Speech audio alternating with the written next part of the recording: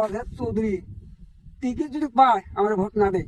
কেউ নি দিব কেন দিব না? আমার এই ধুবড়ী ডিস্ট্রিক্ট অঞ্চলের বিষ্ণুযোগ্য স্যার কোনো কামত করা নাই, এখন আহা নাই, কোনো রাজ্যের কোনো সেবা করা নাই।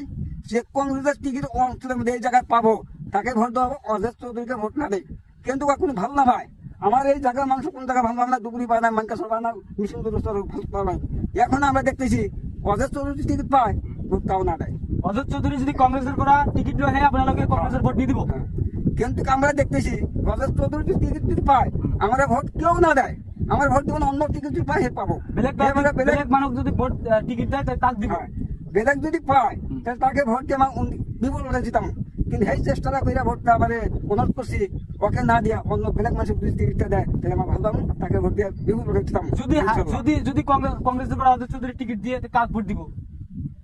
অজেদ চৌধুরী যদি টিকিট পায় আমার বেলেগ মানুষের ভোট দেবো, কেন ওকে না দেবো? এআইডি পালন করা দিব না রাজ্য দলের পালন করা না বিজেপি দিব। আমরা কাজ করবো 10 জনে মিলে সেবা যে করবো তাকে মিলে আসছি, কিন্তু এই অজেদ চৌধুরী বাদ দিয়া কোনো বেলেগ আছে।